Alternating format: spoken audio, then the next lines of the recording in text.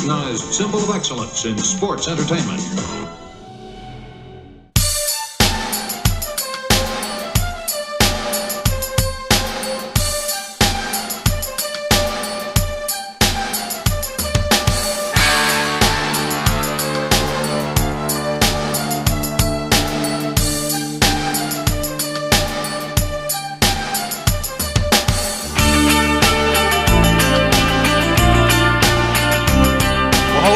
And welcome to this special edition of the Wrestling Network. You see three faces on the screen right now, and we're putting names to faces.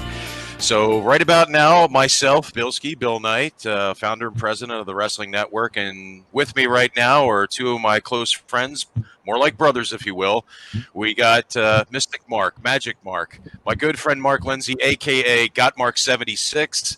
We also have the man behind the curtain, the man with the most awesome graphics that have helped us immensely throughout the years. We're talking about Zach. We're talking about the man who probably has done, Zach, you could probably comment on this. How many graphics have you done in the past 5 years? Are we talking in the thousands? I've got files on my computer now, specifically for graphics. So that's where we are now as far as PWN goes. Well, we have Well, we got a lot to be thankful for you, for all the graphics that you've put forth over the years. And if there's ever been a time to put a name to the face, there he is in all of his splendor. He's got the Bruce Springsteen do-rag on his head. I completely love that. But we are here today to talk about something very epic in all of our hearts from our childhood. I'm sure many of you out there watching this can possibly agree. Today is the 30th anniversary of arguably one of the greatest pay-per-views ever put together. We're talking about the Great American Bash 90 New Revolution. And aptly named, I must say, because there was a lot of new to that particular pay-per-view, including a man who was seeking after the World Heavyweight Championship, chasing Ric Flair for almost 2 years, and finally got his opportunity in Baltimore, Maryland on would be this date, July the 7th, 1990. I can't believe, boys, that's the real thing. 30 years ago to the day. Mark, I got to start with you, man. Where exactly do you rank this as on the scale of pay-per-views from the WCW end? Well, you know, at that time, in 1990, I would put it number 2. Wait, I didn't do it. The wonderful perks of living on Roosevelt Boulevard in Philadelphia, Pennsylvania. Indeed. In 1990, 13-year-old me would put that number 2 behind 1989's Great American Bash.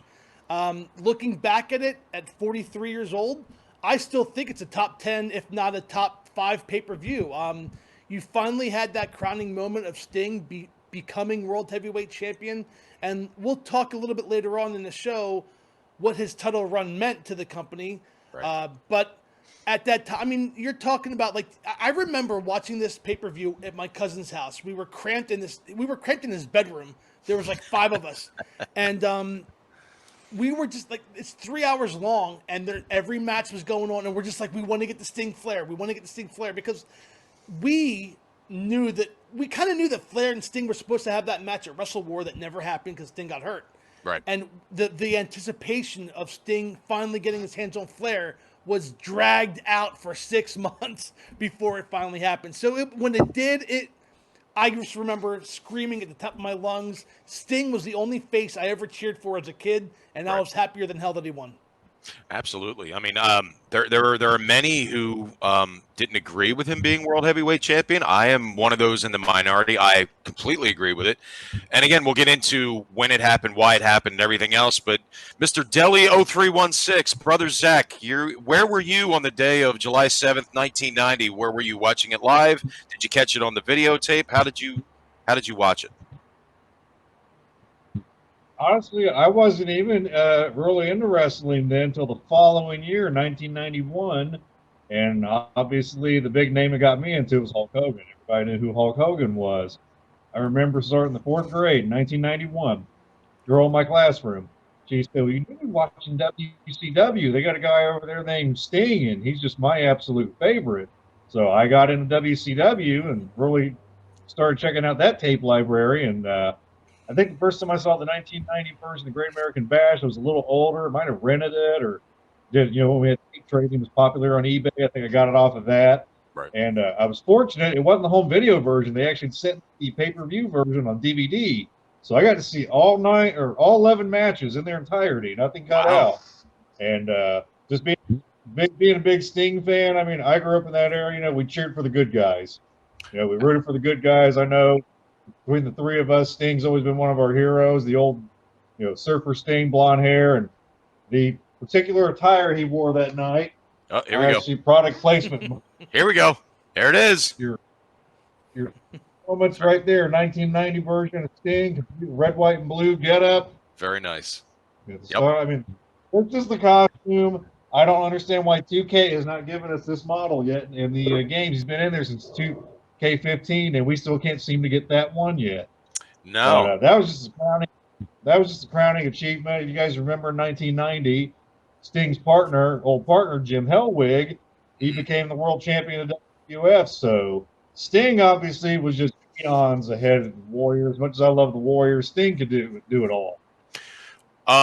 It goes back in their history too. I mean, you had two former partners back in the old Mid-South days. They were put together actually before that in Memphis by Jerry Lawler. They were part of a 4-man outfit called Power Team USA. Soon thereafter that, they moved down to Bill Watts' Mid-South, and they became the Blade Runners. And I believe the Warrior's name was Rock. Yeah. Not The Rock, but, Rock. And Sting was Sting. And they just took all. Guy. Oh yeah, they were supposed to be Bill Watts' answer to the Road Warriors. So you had two guys that were on meteoric rises, but going in opposite directions. So my first recollection of the Great American Bash 90 was trying to watch it on pay-per-view through the Fuzzy channel, because the pay-per-view at that time you had the pre-show, and then when the pre-show ended, you could hear sound. So I actually listened to it on the Fuzzy channel. But I'll never forget the time that I actually first watched it. There was a local member, and I know a lot of you young guys out there, a lot of you young people out there listening to this right now or watching this. What is a video store? Well, if you Google it, it was where we used to find our wrestling. When we didn't see the pay-per-view, it went to this thing called a video cassette. Well, that's where Bilskie first found the Great American Bash 90 and saw it for the first time. An awesome cover. I'll never forget it. Yeah. Hang on, before that, you had to have a video store membership, a little bitty card so you could rent videos. Yes. And they knew me very well, because I would bug them that, did you get this tape? Did you get that tape? Did you get the Crockett cups? Did you get there was like 3 in the area, and they knew me pretty darn good. But when I first saw this, the first match I saw on there wasn't Buddy Landell against Brian Pillman.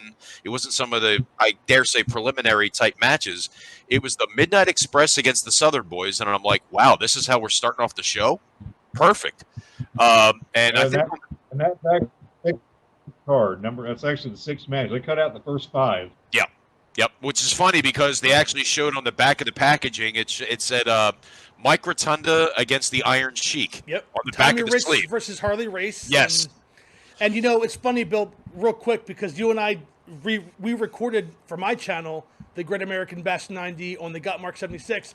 And as an homage to that pay-per-view, I had the opening match be the Midnight Express versus the Southern Boys, because, like you, I purchased the West Coast video version of Great American Bash 90, and that was the first match on the tape. So I paid a little tribute there when we did our show. It was amazing, and Zach said he found the DVD years ago and had all the matches on there. When I first saw the Bash 90 in its entirety, by way of the WWE Network, among other events that I never saw the entire show because, well, let's just face it, tapes back then, at least from the Turner Home Entertainment side, were generally 90 minutes, or I dare say maybe 120 minutes. So I wasn't able to see... None of us were able to see it all then, but when I finally saw the entire show, I'm like, wow, that's a lot of matches.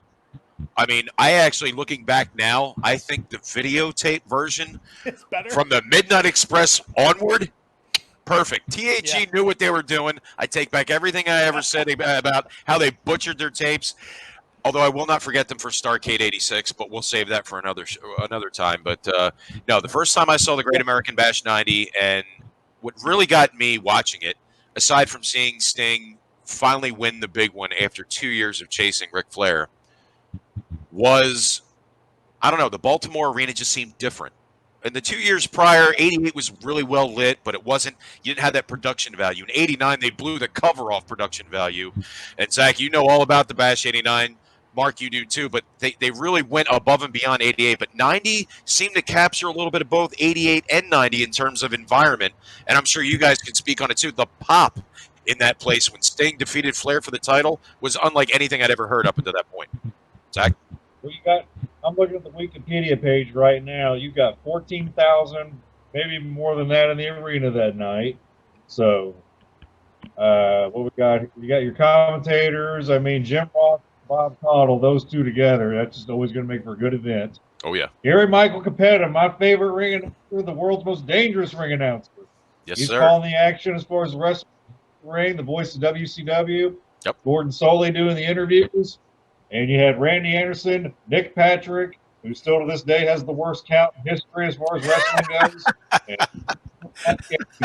Those were that night. Nick Patrick, to say his count was methodical would be a dramatic understatement.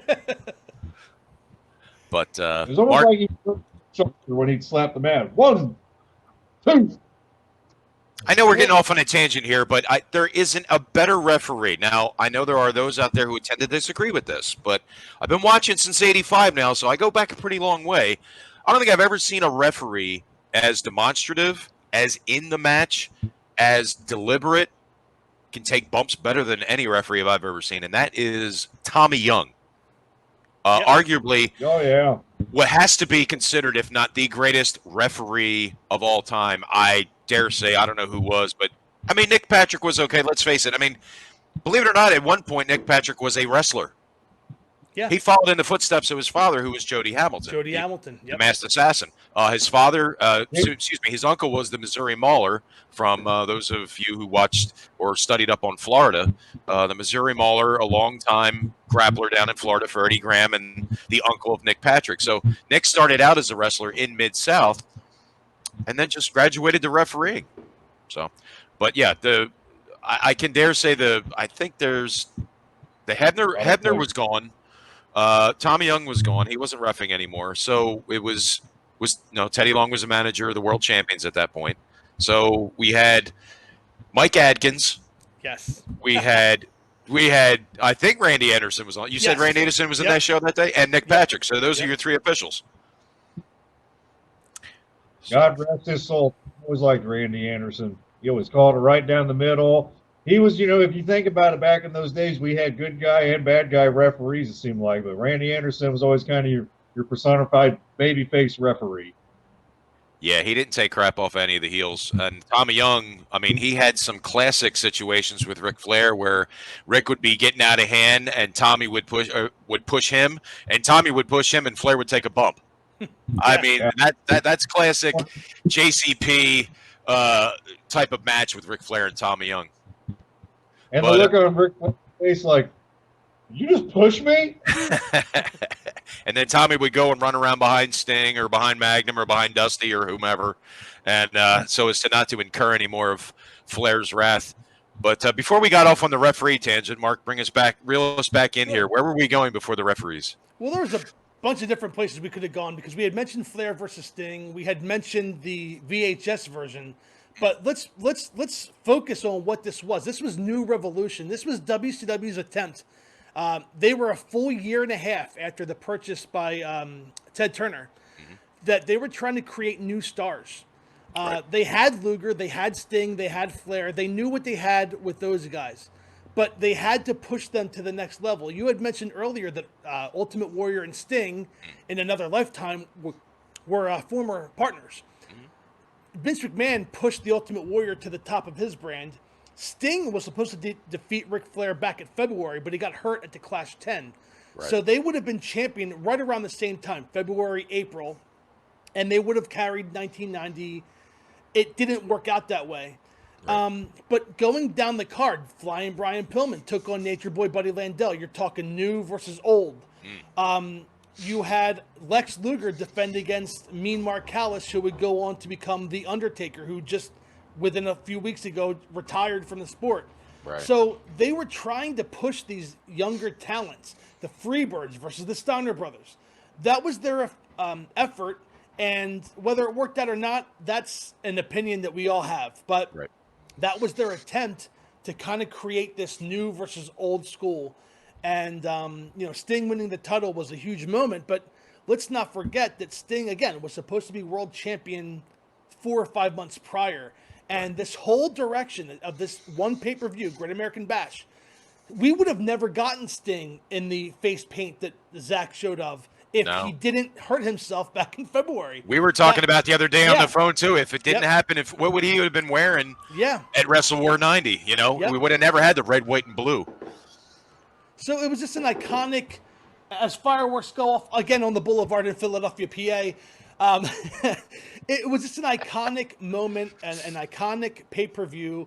And WCW, it's easy to look back on because we have shoot interviews, we have Right. dirt sheets that we can all pull up. Right. But in 1990, you just thought this was going to be the beginning of something huge, and it didn't work out that way.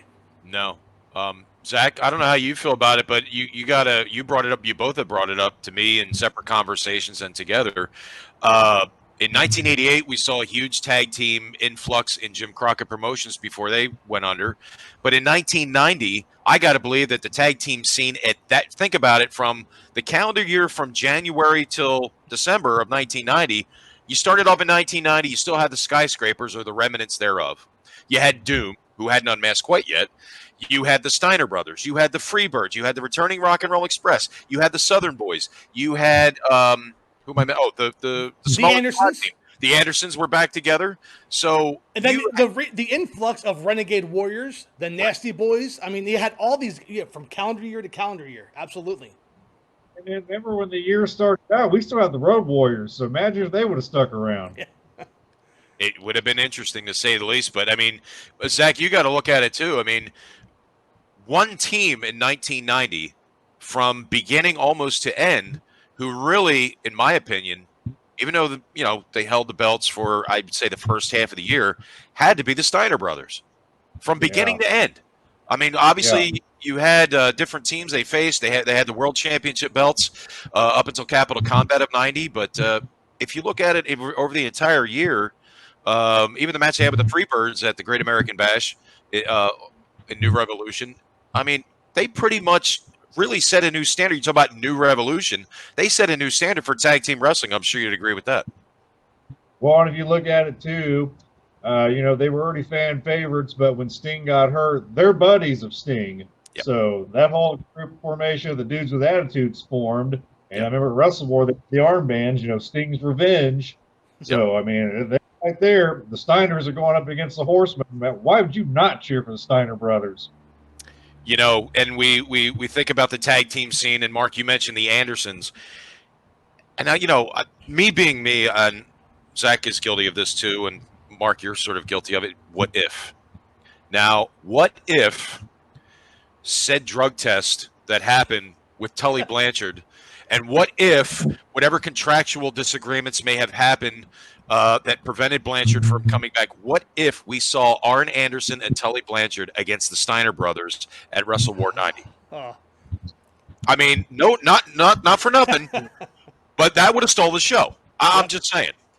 I'm sure you would agree with that. And not only that, what if we got an Arn Anderson and Tully Blanchard versus Doom at Halloween Havoc? I mean, you're talking about all kinds of matchups. We could have had Midnight Express versus Anderson and Blanchard. I mean, you're talking Rock and Roll Express. Yes. Blanchard not being in WCW in 1990, in my opinion, was a big reason for the downfall of that year.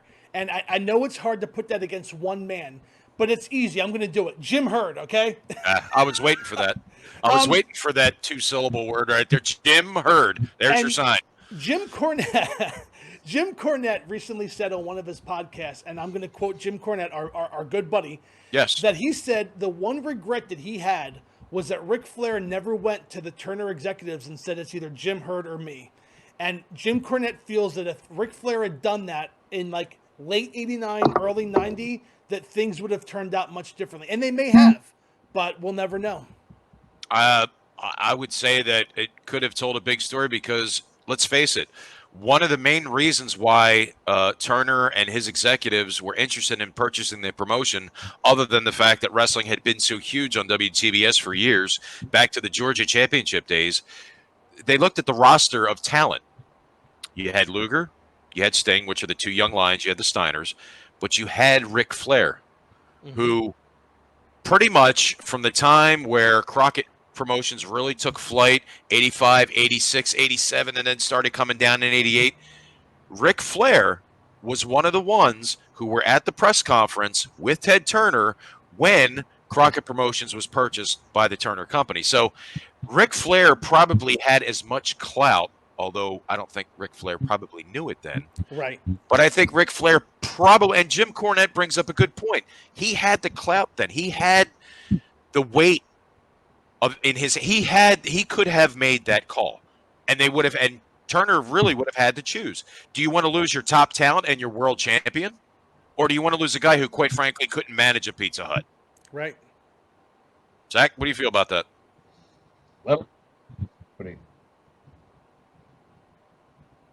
Bill, I know you and I have talked about it many times, and Mark and I have discussed it. If they would have had a Vince McMahon style figure running the show back then, WCW probably still be around right now.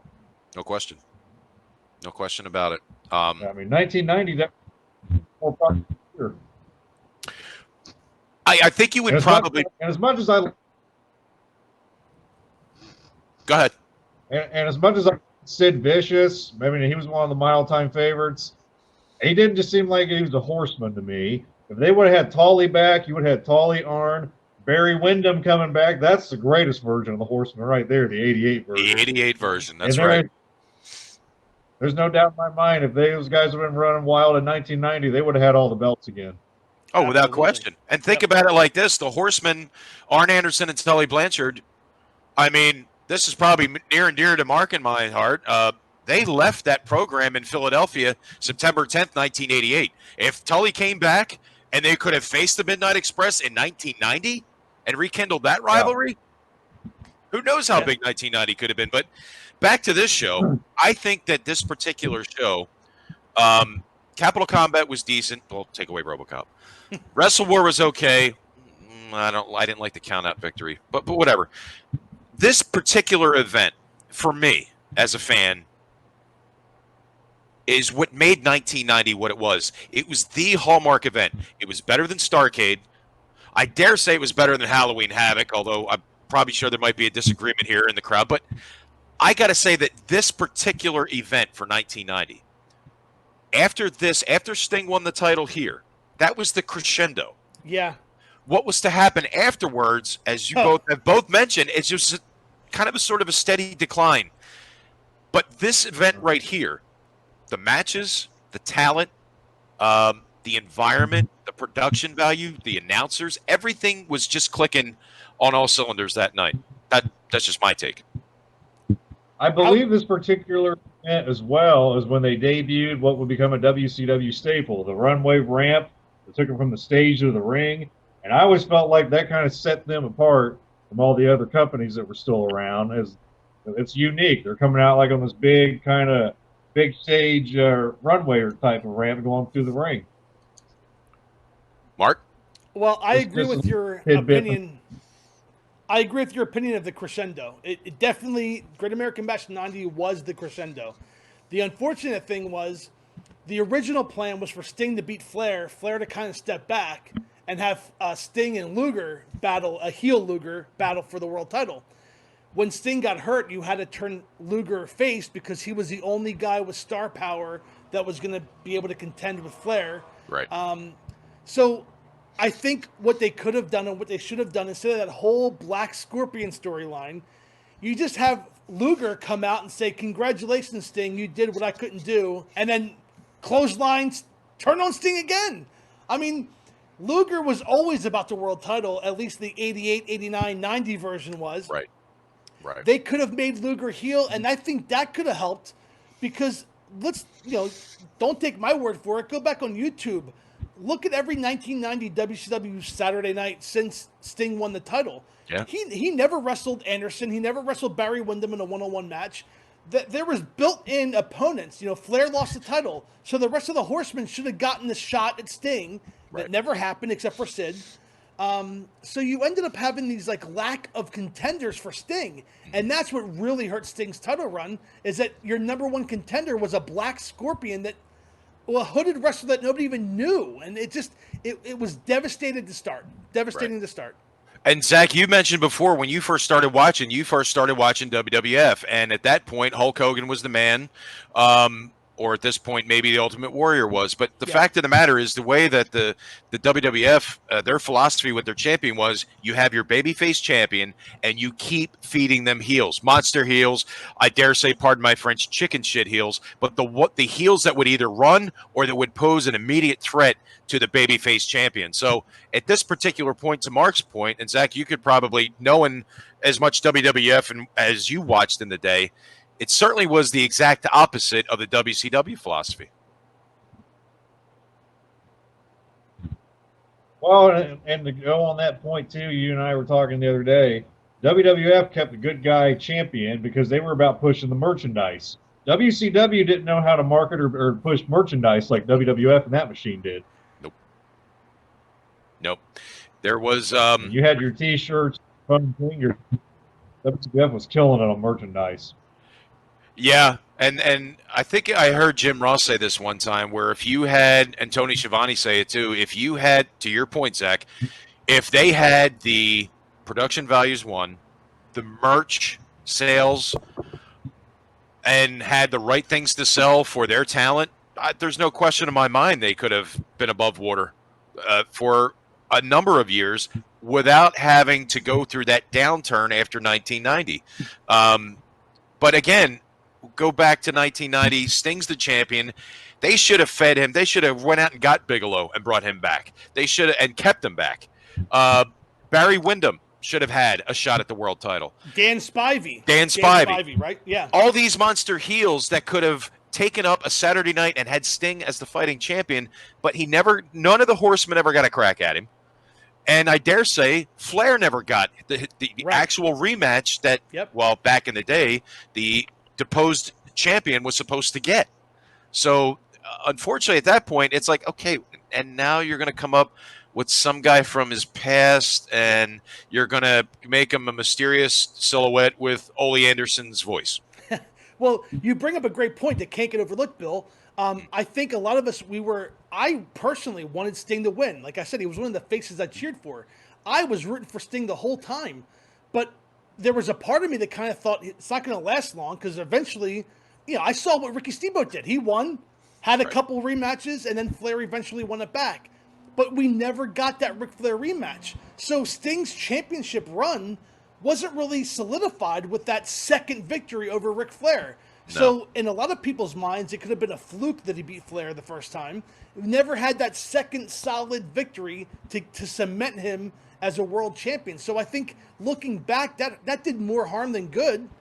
No question about it. I mean, he was, aside from being a 6-time world heavyweight champion, and I know that a lot of it had to do with politics behind the scenes. I've heard it from several different sources. I'm sure you guys have too. I think that ultimately is what led to the lack, if not absolutely omission, of rematches for him. Because I don't think that Jim Herd, and we bring up that name again, had it in the plans for Flair to go back to that spot. Unless, of course, maybe if Spartacus did. I don't know. Do you want to hear something funny? I was doing research for my Got Mark 76 channel, and we're getting upon August and September. Paul Orndorff, they were going to turn Orndorff heel, and they were talking about having him be the Black Scorpion. But fresh off of his run with Hogan from '86, they were looking to turn Orndorff heel. Again. And then he was asked to job cleanly to Stan Hansen at the Clash in September. Really? And he balked. He walked out. And he was potentially going to be revealed as a Black Scorpion. And then, of course, we had like 5 other names. Al Perez. Al Perez was the original Black Scorpion at the Clash in September. Clash 12, yep. But he thought he was going to end up with a title run, and when they said he wasn't, he walked out after that Clash night. So, like, if you go back and you read all these Wrestling Observers or all these, hindsight stories, it was a cluster F Right. of proportion in WCW where they didn't know what was going to happen until it happened. No, it was almost like they were flying by the seat of their pants. Yeah. And then the There's Barry one name you Windham- guys have. Oh. North American debut that night. Vader. You Ah. talk about opponents Sting had. Nobody was, what's the word I'm trying to think of, was a serious threat to him. But we all remember what happened a couple years later. But I'll never forget this one with the thing of the Black Scorpion. The back of the Starcade VHS, there's a picture of Vader. We had the full mask and all that going. Yep. And I hadn't seen it yet. I didn't know anything leading up to that. That could have been a potential Black Scorpion. And, that's, let's face it, I think that's one of Sting's greatest opponents. He's the one that always made me believe, Sting can't beat this guy. He had Sting's number. Well, and you're right. And I think that the Vader-Sting rivalry, because you think about it, but then again, knowing what we know now, Vader was just coming in for a one and done. He wanted to get some North American exposure and then head on back to Japan because that's where the money was. Hence why Dr. Death Steve Williams stayed over there until 1992. But not only that, Bill, but New Japan Pro Wrestling had it in his contract, Big Van Vader's contract, that they controlled whether he won or lost. And that was so. Again, you don't know that in 1990, but you know that in 2020. Right.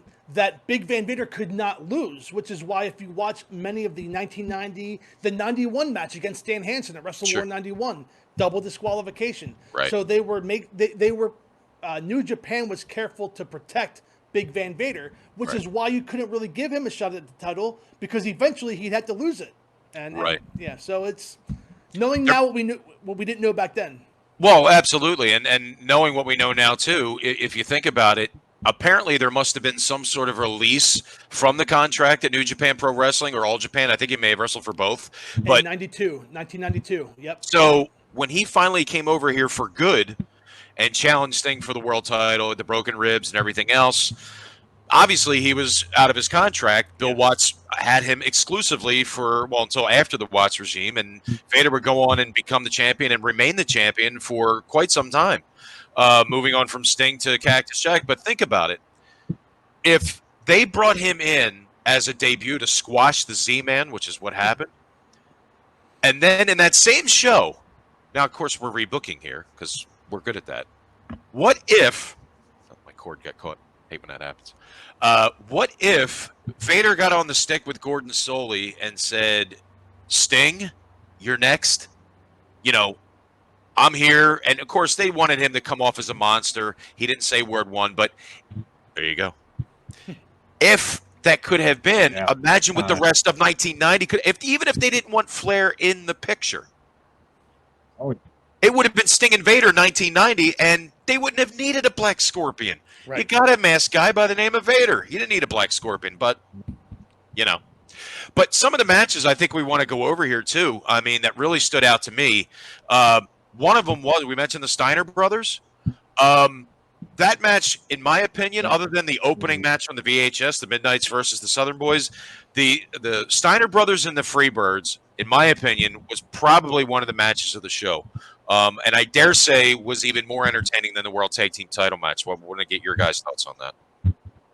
Well, I mentioned it earlier. Go ahead, Zach.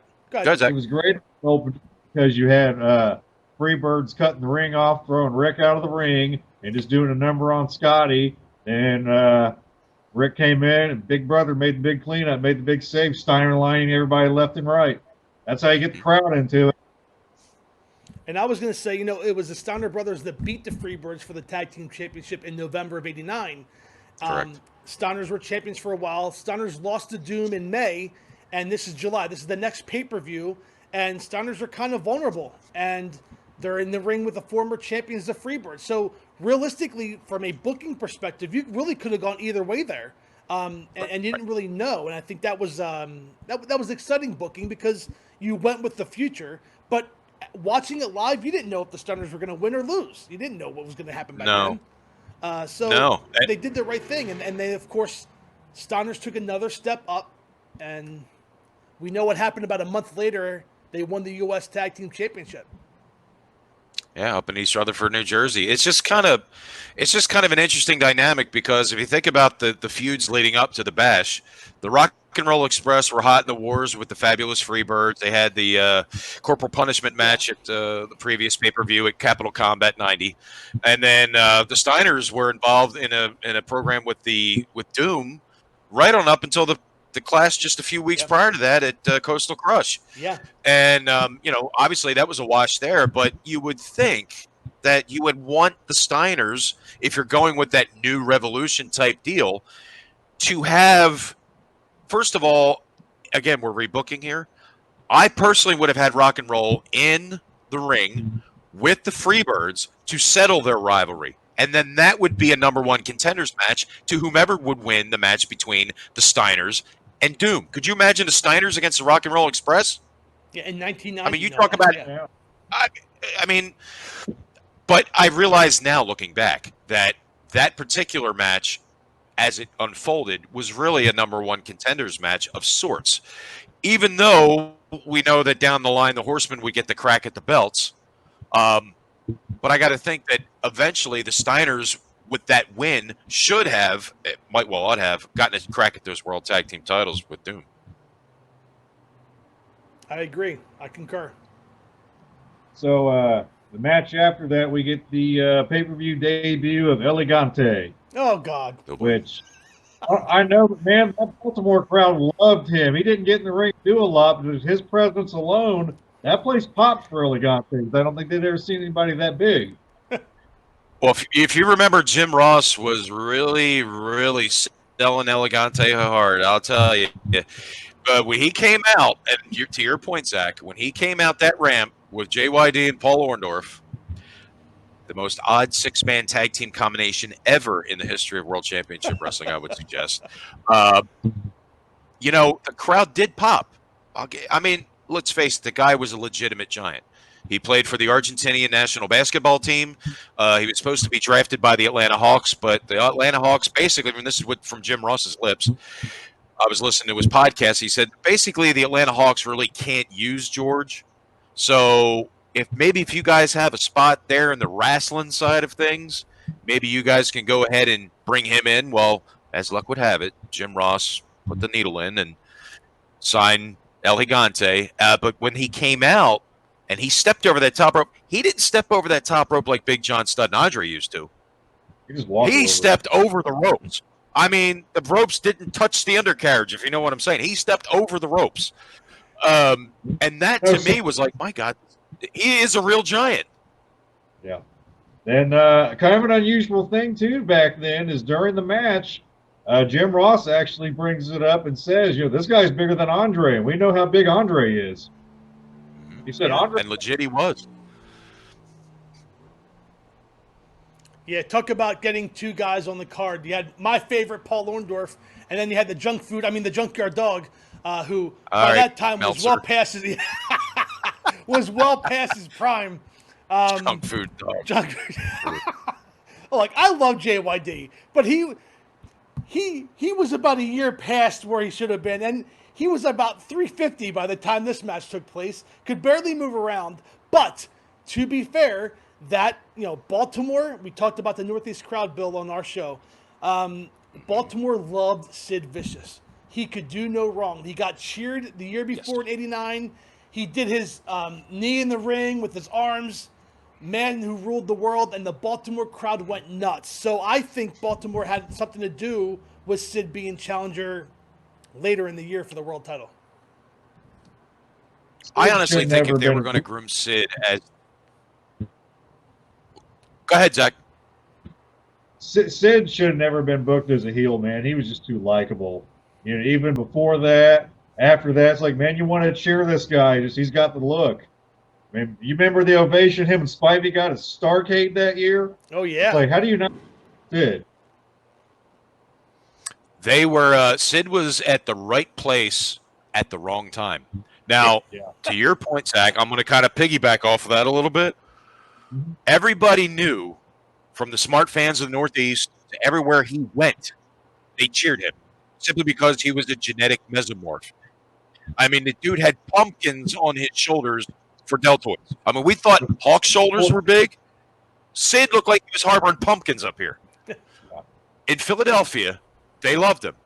Mark, you can speak on this as well. You've been in the Civic Center. You know, they cheered him when he was a heel. Now, the reason why they made him a horseman was because the horsemen were the heels, and they thought that if he was involved with the horsemen, there's no way they could cheer Sid. He's a horseman. They boo horsemen. Oh, well, until they cheered him. Yeah. So, honestly, if there was going to be an influx, if there was going to be a changing of the guard, everybody from Jim Ross to Bob Caudle, there have been others that it's Jim Ross himself said, I can see this guy as a world heavyweight champion someday on a Clash of the Champions. He said that. I could see this guy as a world heavyweight. I think he'll be world heavyweight champion someday. If right after Flair lost the title, they sent Vicious after Sting as sort of like an assassin for the Horseman cause, you would have an immediate challenger for Sting. And it would be money. You're right.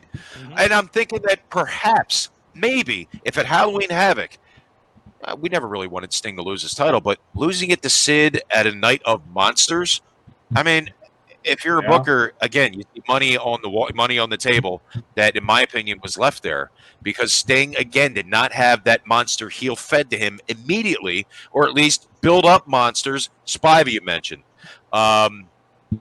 Barry Windham, I mean, big dude, but, dude, he could wrestle with Sting any day. He did years previous. So Barry Windham could have had world title shots. It could have been Sting as champion versus the Horseman. And even if they never wanted to put the belt back on Flair, at least you'd have that Horseman threat. Absolutely. Well, they dropped the ball. We haven't mentioned yet. He's the monster. He's coming up in the next match against Lex Luger. And Ole Anderson, if you ever see this someday, I just want you to know you in the booking committee, for those of you who think the Undertaker would never amount to anything and would never draw money, guess who we're still talking about later? Preach it, brother. Guess who we're talking about 30 years later? You know, that dude was the man then, and he is now. He was the first ever Paul E. got. That's exactly right. He was the first agent. He was Paulie's first client was Mean Mark. And Paul E. And little did we know. And a lot of people are just now kind of finding out about that. Yep. Little did Ole Anderson know, and he told Jim Ross. Jim Ross tried to sell him huge, give him a huge push. But Ole Anderson told Jim Ross, as you just mentioned, he will never make a dime in this business. Now, as we all know, Ole Anderson has known to be wrong from time to time. And look, taking nothing away from what Ole Anderson's contribution to the wrestling business, dating from, I would dare say, the early 70s up through the 80s, he has been at the booking head of a lot of different angles. The Buzz Sawyer, Tommy Rich angle in Georgia comes to mind in '83. He was at the head of that. He arranged that. He was part of that. But as far as making decisions on newer talent, that's where we can all agree, and I'm sure a lot of people who would watch us would agree, and Mark, you would attest this, he really did drop the ball with Mark Calloway. Mm-hmm. He dropped the ball with a lot of guys. You know, Brian Pillman, you know, we all saw the star power that Brian Pillman was, and never got an opportunity at a singles championship until much later on. And Mean Mark was I was a big fan of Mean Mark only because I was a fan of Paul Lee. I kind of thought that Mean Mark was a cheap ripoff of Sid Vicious in 1990. But the more I watched Mean Mark, I saw him separate from that image and become his own man.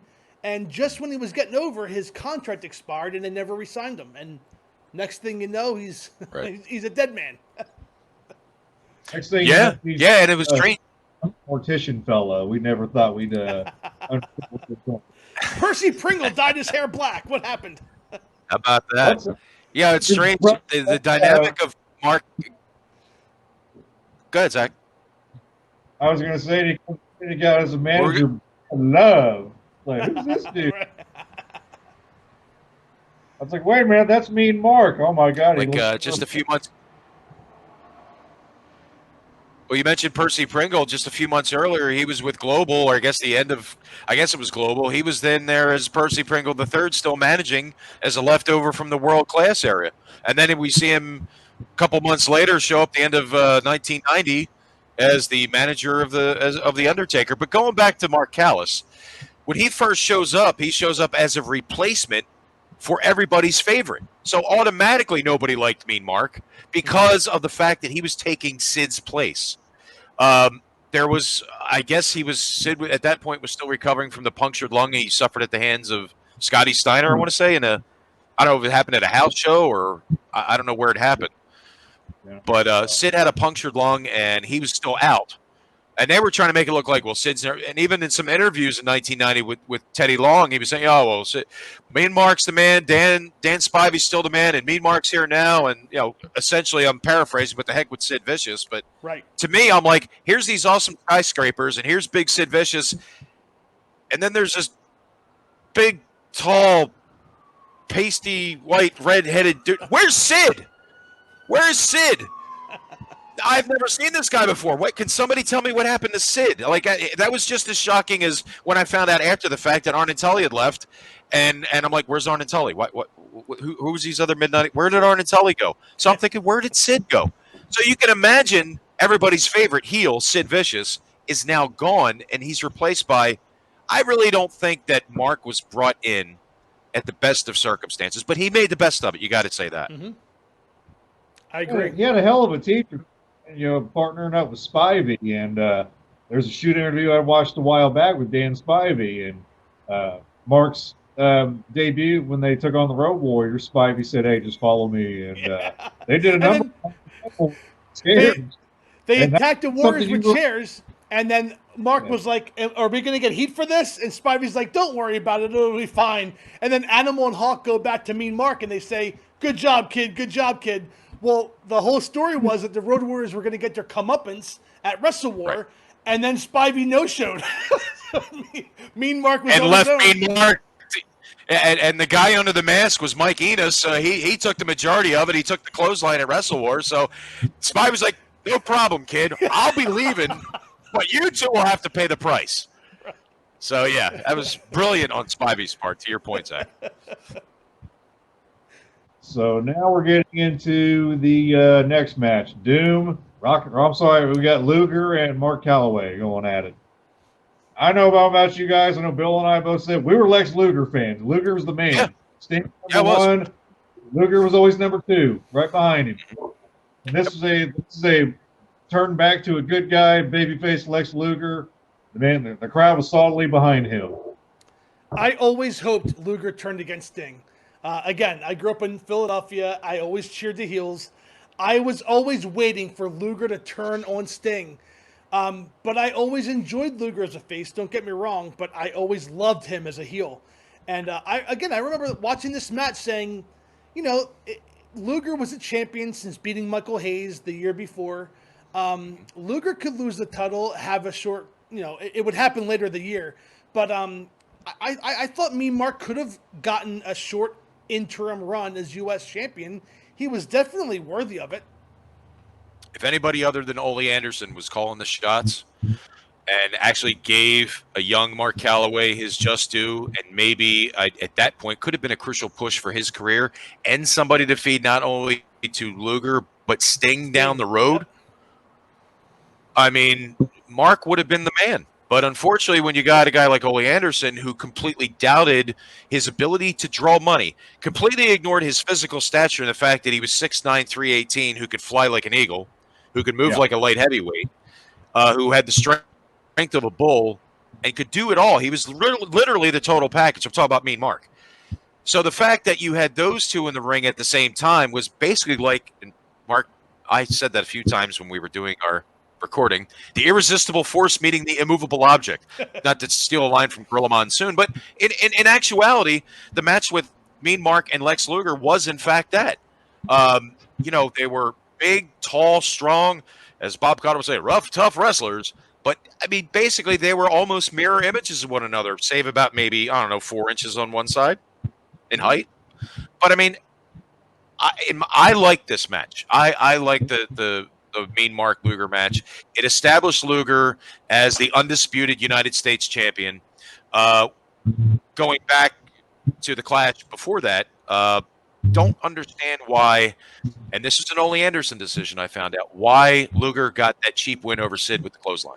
So I heard the same thing you did, and what had happened was, he was going to leave to play softball or wanted to do something. Hey, Zach, give me one while you're over there. Zach, give me one while you're over there.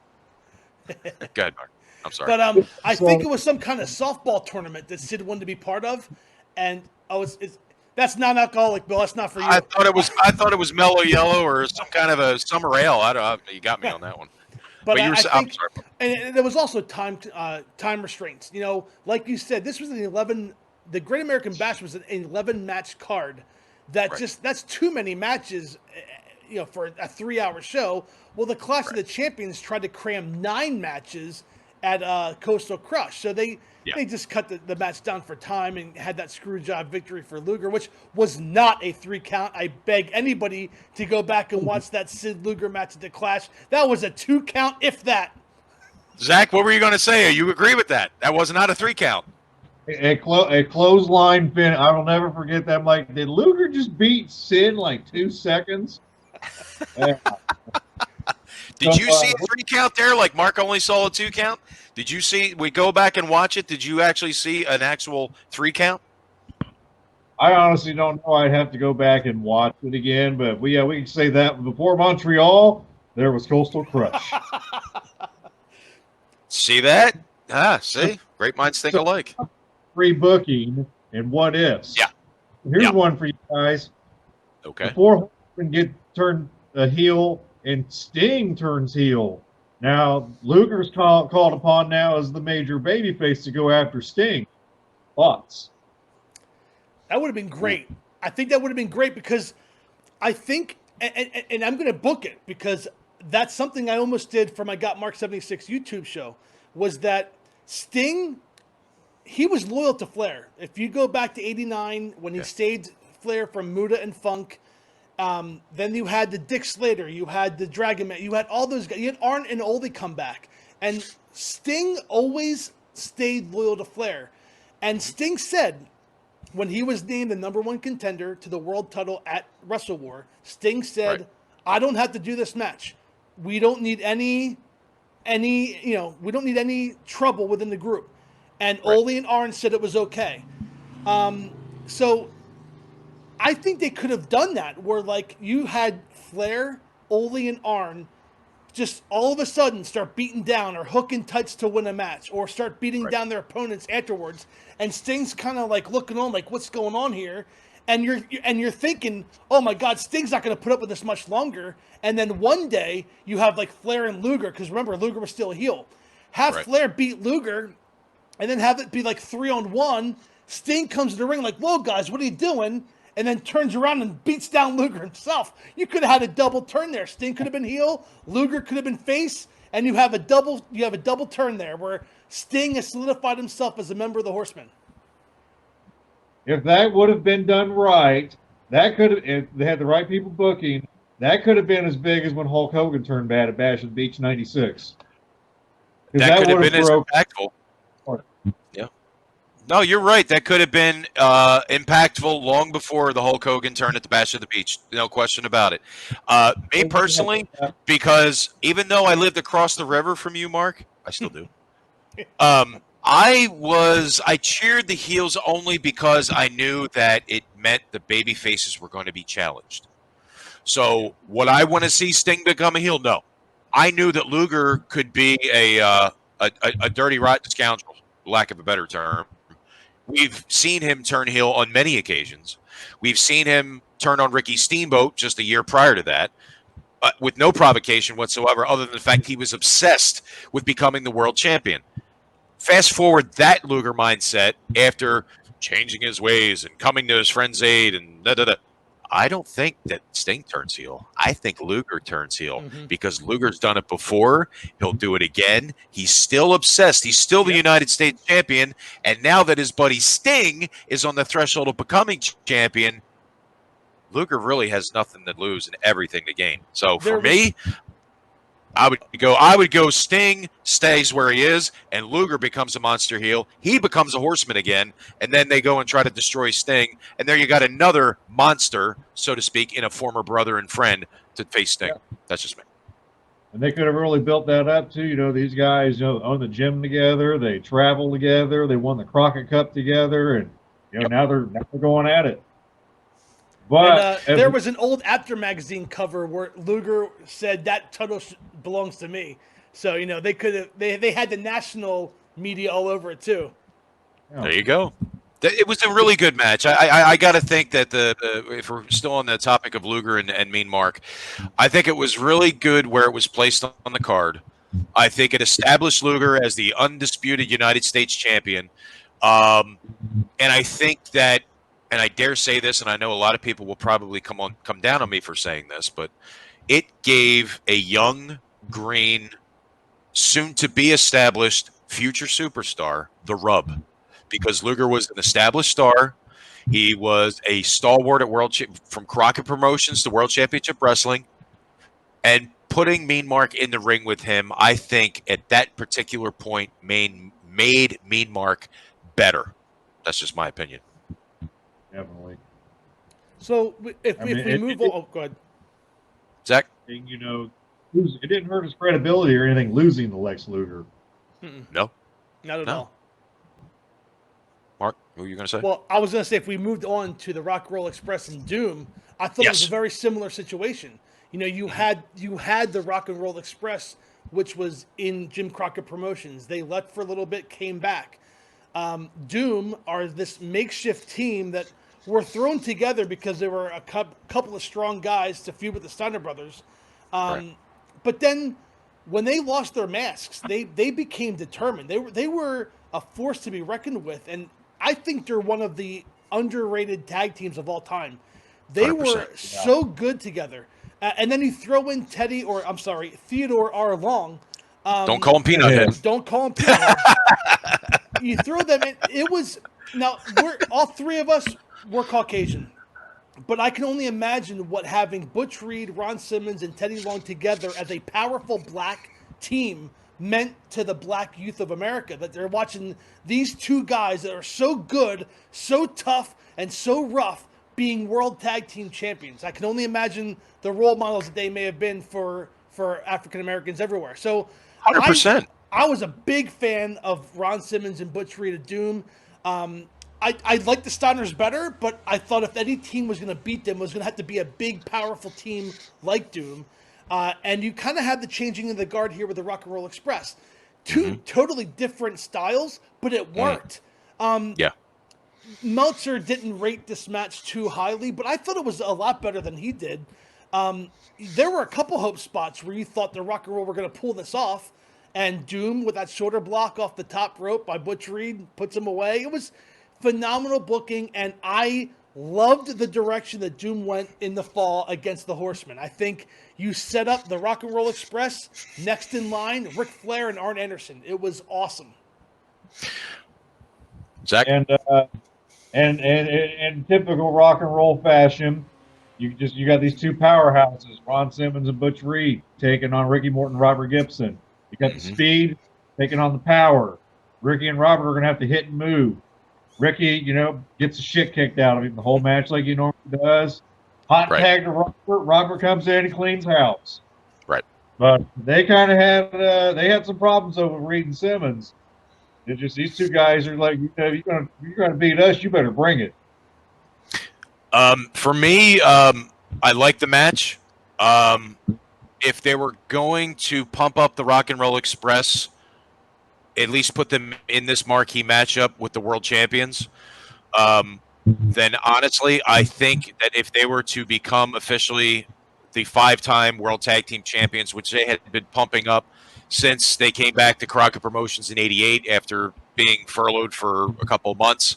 They had a disagreement with Dusty and some of the booking they were getting. They came back in '88. They were promised the World Tag Team title shot, a rematch against Arn and Tully at the time, and it never came to fruition.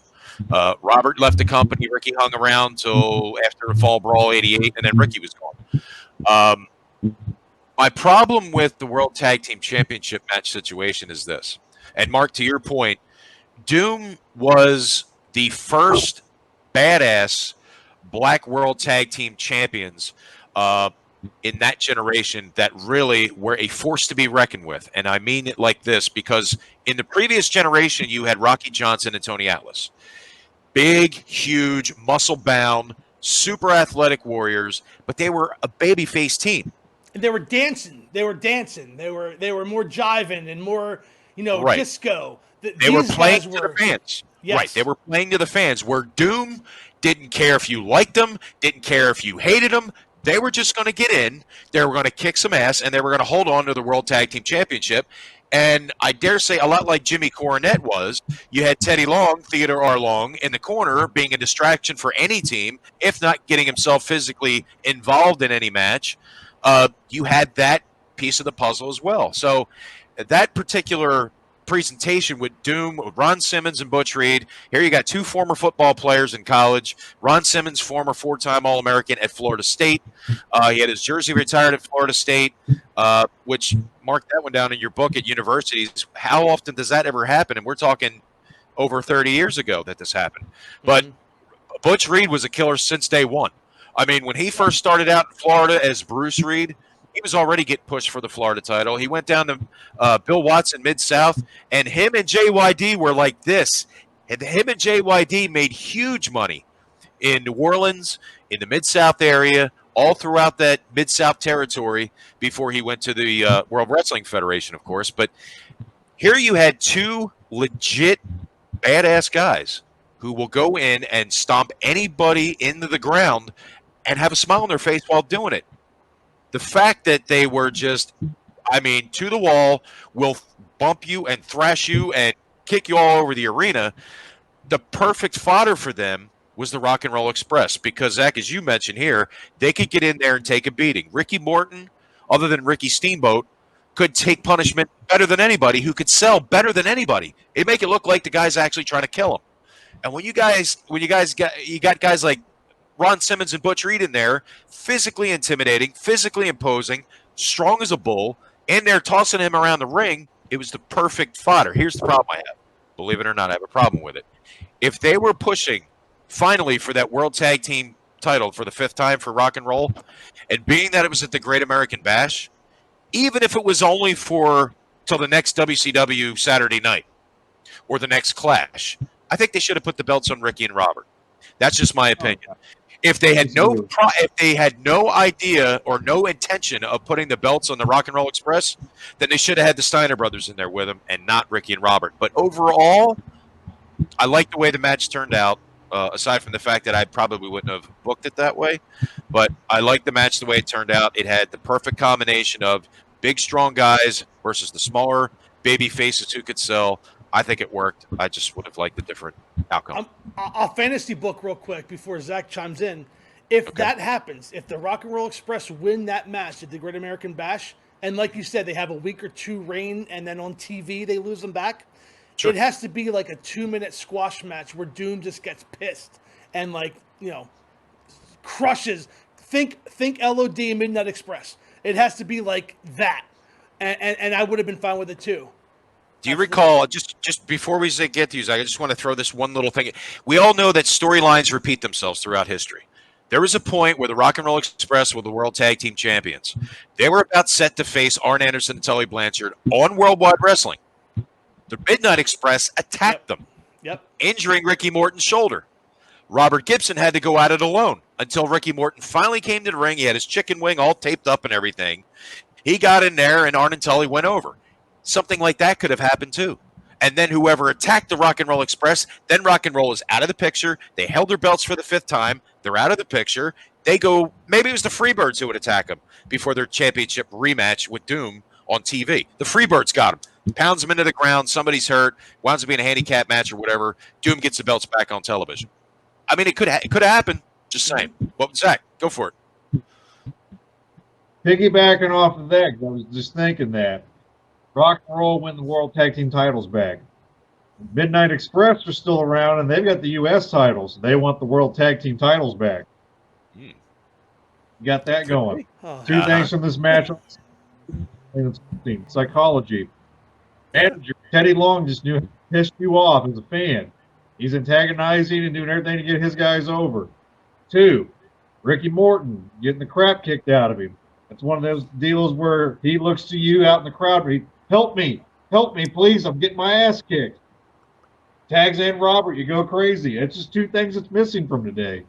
Right. Psychology.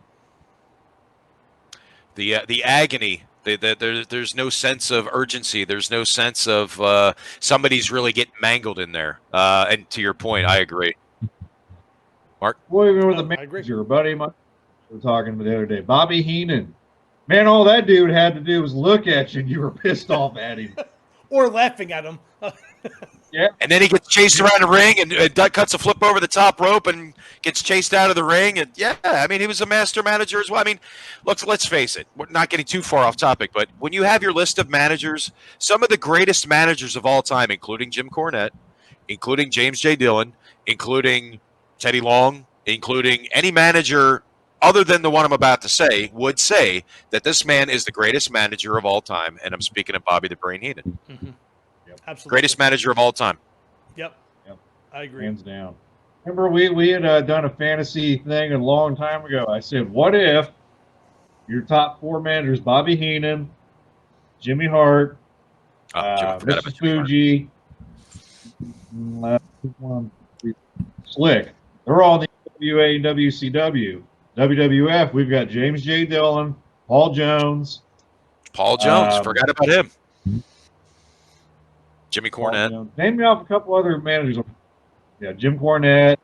And we'll go ahead and say, for argument's sake, Teddy Long. They're in the WWF. Mm-hmm. Yeah. That's a discussion we probably have some time, just kind of what-if fantasy scenarios. Flip-flop. Flip the script. Absolutely. Yep. I would put Cornette with the Hart Foundation. That's for sure. I mean, if you think about it, Jimmy Cornette and Jimmy Hart were pretty much like this down in Jerry Lawler's promotion before Jimmy Hart came northbound and before Jimmy Cornette went down to Mid-South. So, I mean, yeah, pretty much one had a tennis racket and the other one had a megaphone. So you got a gimmick for both occasions, you know? Yeah. All right, guys, we're getting into our main event now. This is Win, Lose, or Die for Sting. And he comes up with Gordon Soul interview before saying, I have no excuses. I have my friends surrounding the ring. I don't beat Ric Flair tonight. That's it. Right. Here we go, main event. So it put the sense of urgency in everything, Mark. It did. And before we get into the match itself, again, if you go back to YouTube or you go back and watch some of these shows leading up to the Great American Bash, Sting, I guess WCW felt that Sting had to be present. And every time Sting got in the ring, Flair or the Horseman went after his leg. And I always remember like, oh, that doesn't look good. Oh, what if he gets re-injured? Right. I think a big mistake that WCW made was having Sting as available as he was. I mean, I get Capital Combat. You want to pay $40 to watch this pay-per-view, we'll give you Sting in an angle with RoboCop. But my point is, he was on...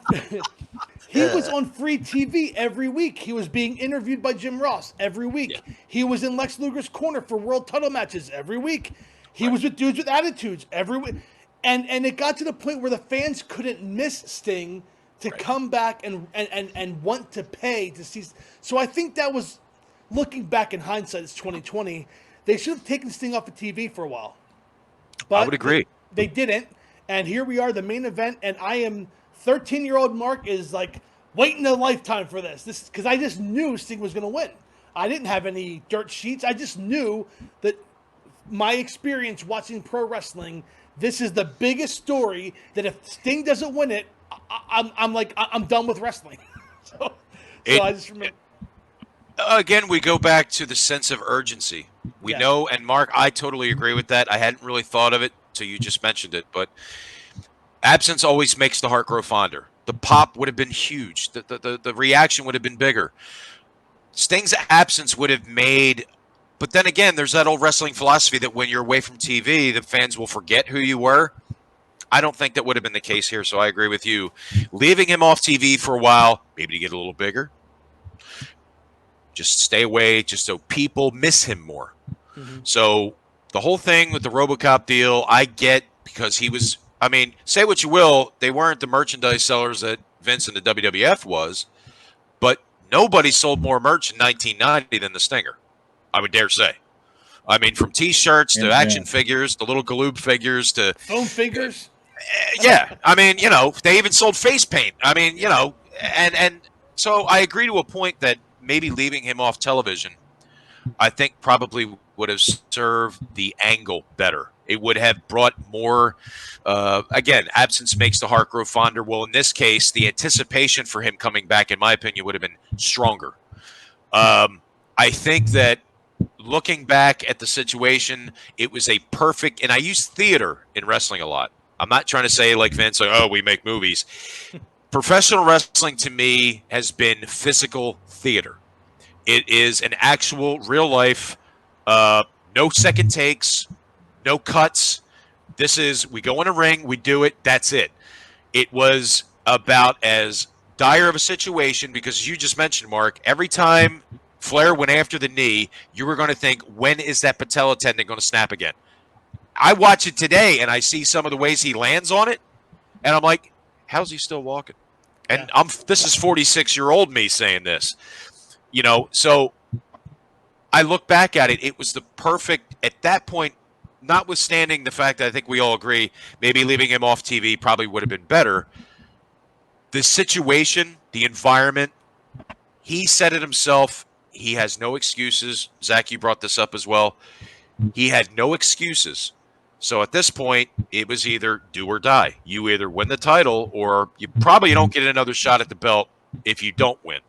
So the stage was set, and I don't think that any match that year, I would dare say not until maybe late next year, that you had as much drama, that you had as many eyes on the ring, not worrying about what's going on in the crowd, not worrying about anything else. So you're actually looking at the in-ring product going on in that ring with Sting and Flair. All eyes were on the ring. That's an old cliche, but that's the way it was, and that's the way I saw it. I couldn't take my eyes off of it.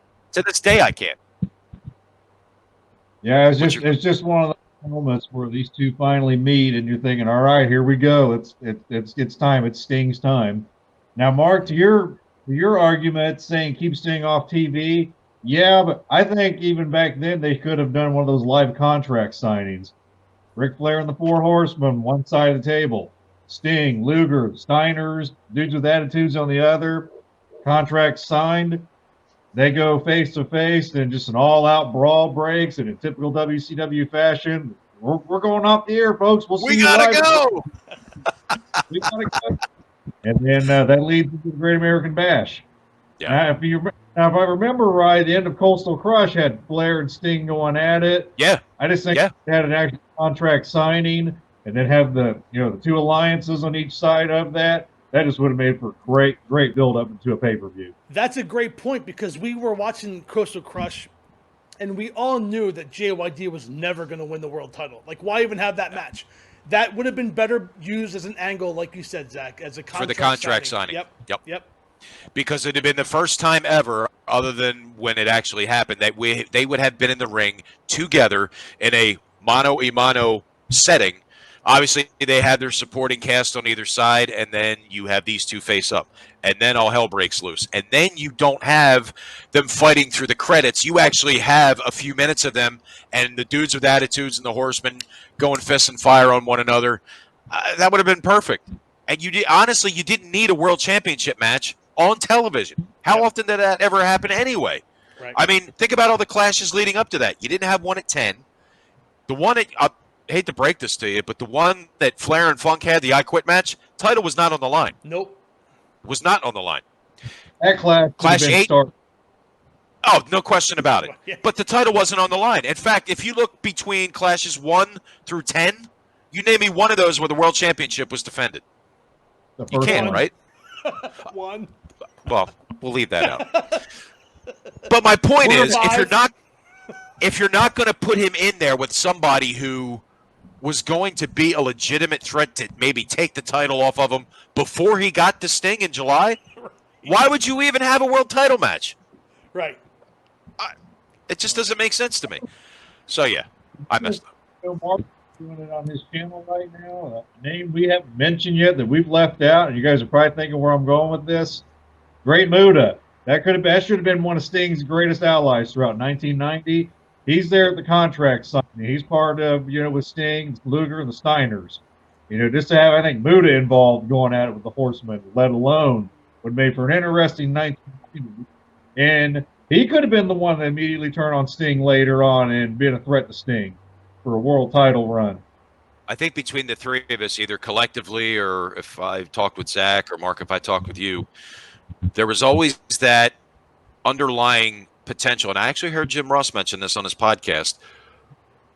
If at the end of Clash 10, knowing Sting was hurt, the one that night who got the most pop when he entered the match Muta was the Great Muta. Yep. Now, if Sting's down, a brother in paint. Now, we know why. We know why. Why not get... It's kind of like the Nikita Koloff joining Dusty Rhodes thing in '86. His mortal enemy is now his ally. You don't... I mean, who closer could you potentially trust than a former enemy? I mean, it's been done before. It worked. But because, again, politics had a big play in this, the Great Muta was pretty much said, go ahead, go back to Japan. Because the bookers, Gary Hart being one of them, who I find quite interesting because he was his manager. Yeah. Why would you not put the belt on Muta? There would have been no Lex Luger. Why would you not have Muta align himself with Sting? It just made sense. There you go. The Brothers in Paint revisited. I'll even say this. I don't even think you needed to give Muta the title. But have Muta challenge for the title instead of... Luger could have been a heel. Luger was always better as a heel, and he could have stayed heel.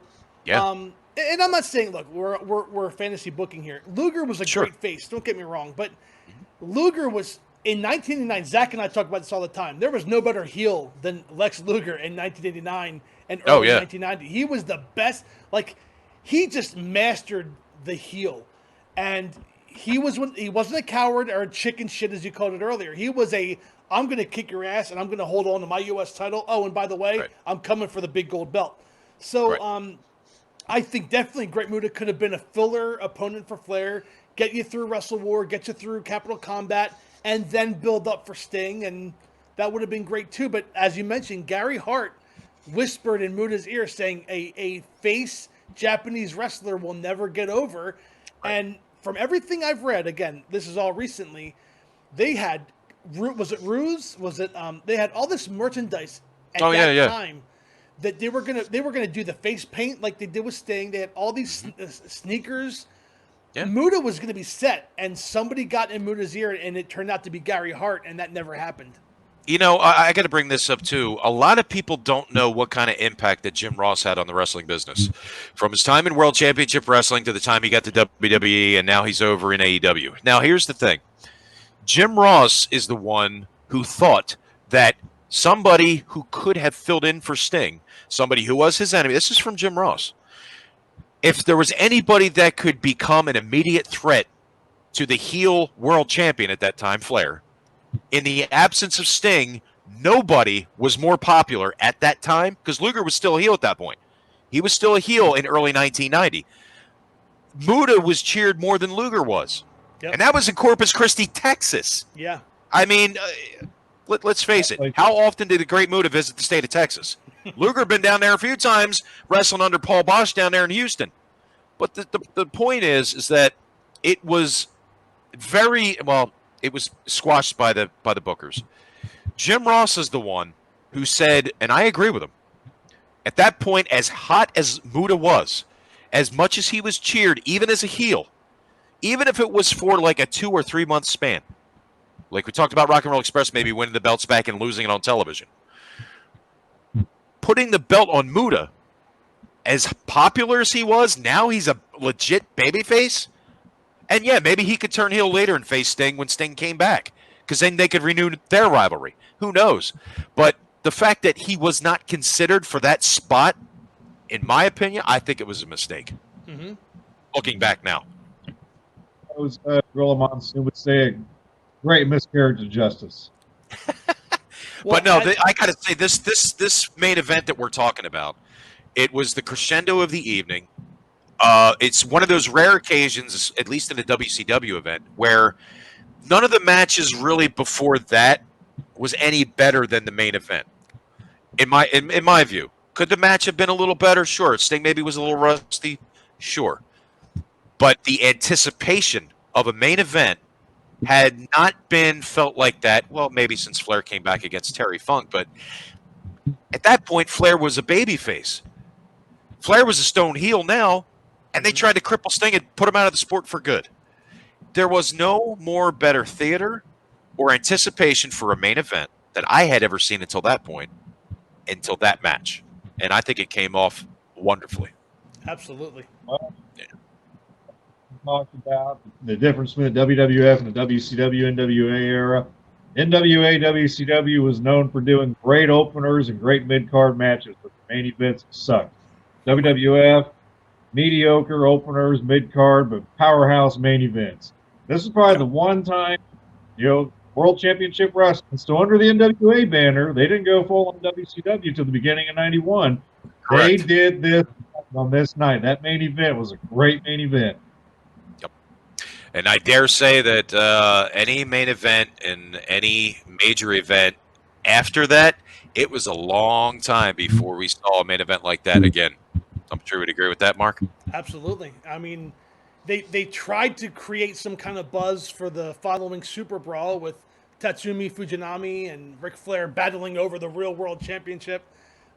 It probably wasn't until Luger and Sting and Super Brawl 2 that you had a main event that people, because they kind of knew that Luger was done and Sting was going to get his world title back after 2 years, by the way. So, it was a while. You had a long stretch there where WCW pay-per-view main events just lacked importance.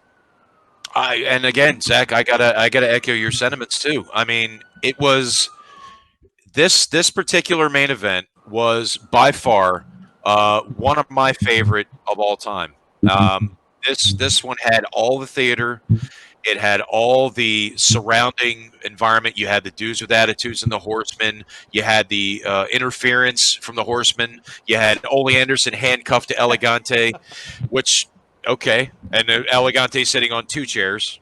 Well, only had a half a chair. If that's how they used Elegante the whole night, it would have been much better than that 6-man tag. That's all I'm going to say. Oh, well, yeah, that's true. But the whole theater, the whole atmosphere, the arena itself, that historic facility, it was lit up. You could see people from the floor, and as Gorilla Monsoon again used to mention, they were hanging from the rafters, literally. Every seat in that place was filled. There were no empty seats to be found. And when that main event came on, all eyes were on that ring in the crowd. Go ahead, Zach. You could cut the anticipation with a knife, as he would say. Absolutely. Year before WrestleMania 5, this is the main event. Yeah, and it'd be a long time again before you would ever see the caliber, the same atmosphere like that again. I mean, you want to talk about you brought up Super Brawl 1, Mark, in 1991. Now there's a situation where the main event, in my opinion, was not the match of the night. No, the tag. I'm sure you guys by far. Even though Flair was involved. Before the WCW really started turning the tide and getting better again by 91, Clash 17.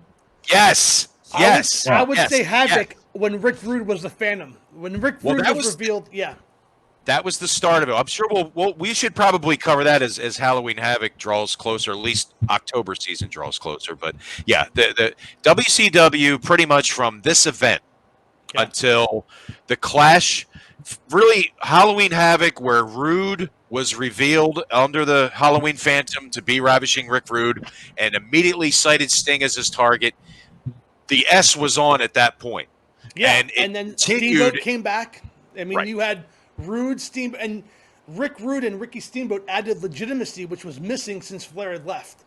Yep, absolutely. And Luger now, we found out after his short program with Ron Simmons, really was the guy who wanted to take out his former friend. He thought he was a threat, and that's why 1991, at the end of 1991, really picked up. But there were downs, there was peaks and valleys in WCW from the time that the Turner people bought it till, well, we're into this era now, but late 88, 89, 90, 91, 92.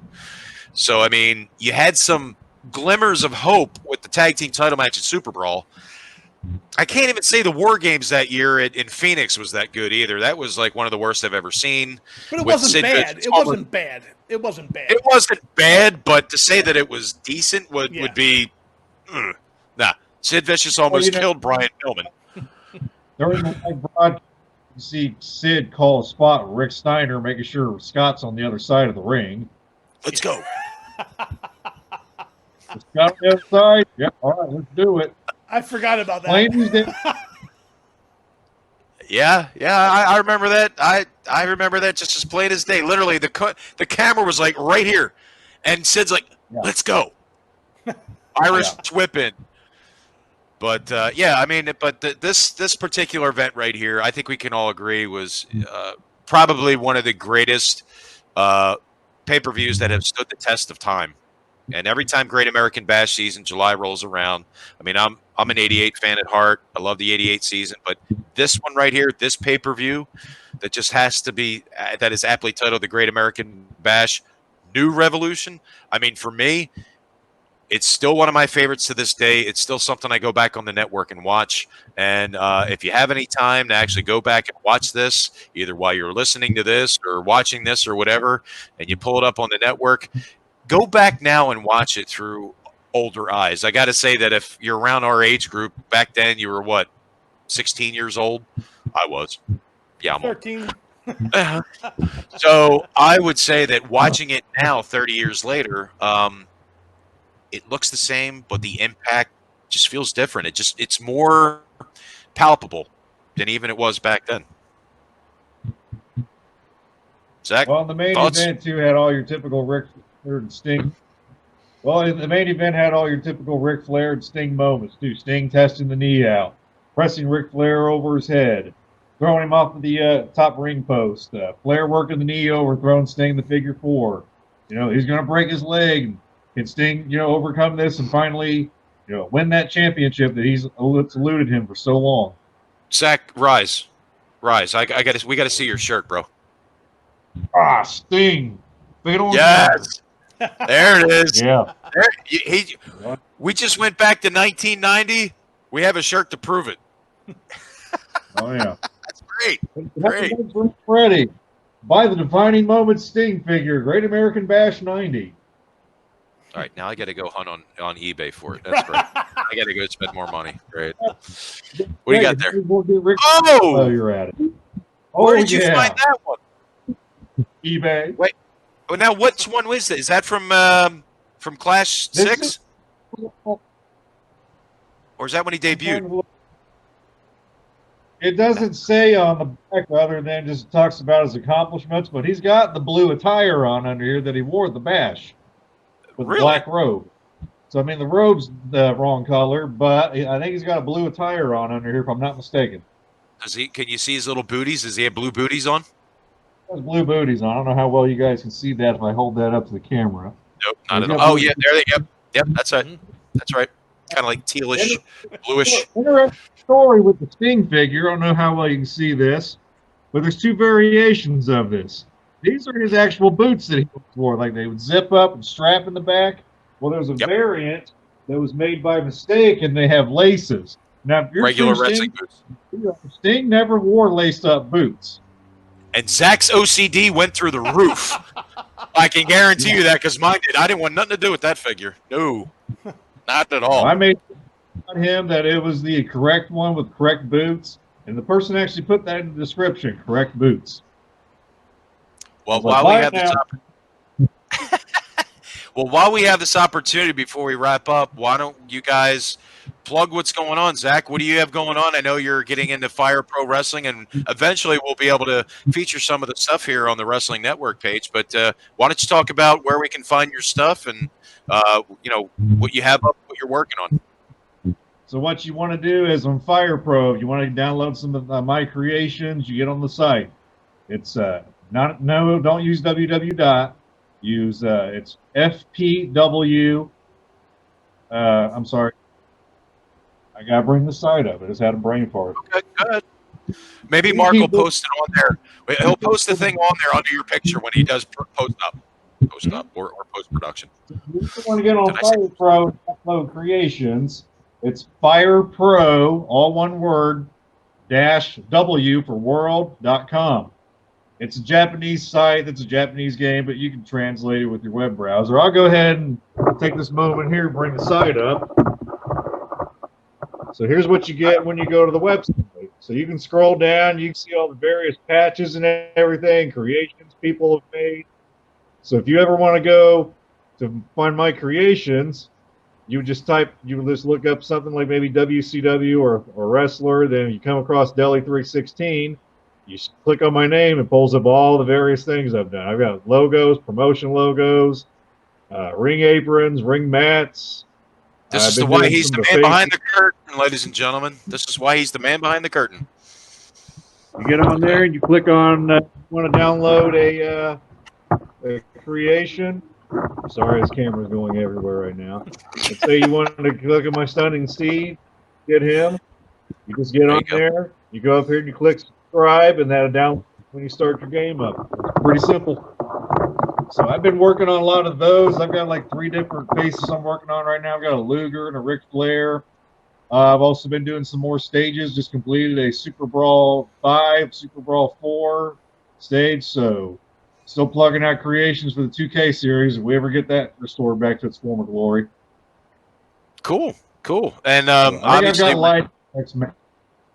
Well, I want to say, Zach, that when they become available, either myself or Marc will post them up on the page because you're the man behind the curtain again. So we'll make sure we put them up there for you, or at least drop the link where your picture, drop the link where they can find them and download them. So sure. Marcus, I believe you have something coming up tomorrow.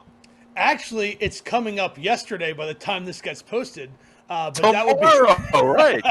I mean, yesterday. Yesterday. That yes. would be the Got Marc 76. Please subscribe to the channel. I have over 300 subscribers. I would love to get 1,000. So please, if you're watching this, subscribe. But we did my version of the Great American Bash 90 New Revolution. And guess, I had somebody, I'm trying to think who it was. Somebody did me a huge solid by helping me with commentary, and I can't quite put my finger on it. Oh, it was Bilskie. That's right, Bill. Whoa. Bill, join me for color commentary. I've had a chance to look at it. It is absolutely phenomenal. I can't wait to share it with you guys. Check on my website, Got Marc 76, and YouTube. Subscribe and watch it. It's an hour and 45 minutes of fun.